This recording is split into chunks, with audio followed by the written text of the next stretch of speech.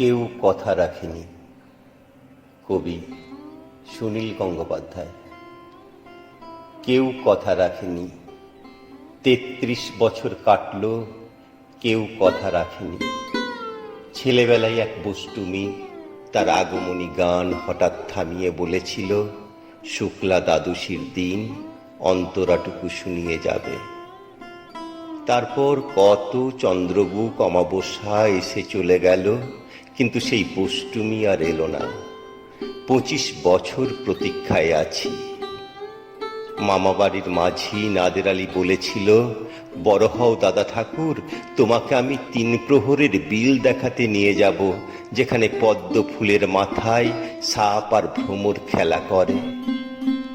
নাদের আলী, আমি আর কত বড় হব?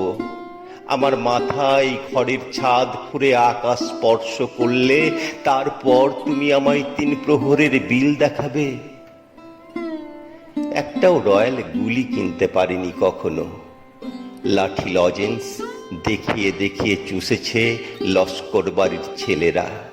ভিখারির মতন চৌধুরীদের গেটে দাঁড়িয়ে দেখেছি ভিতরে রাস উৎসব। অবিরল রঙের ধারার মধ্যে সুবর্ণ কনকন পরা ফর্সা রমণীরা কত রকম আমোদে হেসেছে। আমার দিকে তারা ফিরেও চায়নি। বাবা আমার কাঁধ ছুঁয়ে বলেছিলেন, দেখিস একদিন আমরাও। বাবা এখন অন্ধ, আমাদের দেখা হয়নি কিছুই। সেই রয়্যাল গুলি, সেই লাঠি লজেন্স, সেই রাস উৎসব আমায় কেউ ফিরিয়ে দেবে না। বুকের মধ্যে সুগন্ধি রুমাল রেখে বরুণা বলেছিল, যেদিন আমায় সত্যিকারে ভালোবাসবে সেদিন আমার বুকেও এরকম আতরের গন্ধ হবে। ভালোবাসার জন্য আমি হাতের মুঠোয় প্রাণ নিয়েছি। দুরন্ত ষাঁড়ের চোখে বেঁধেছি লাল কাপড়।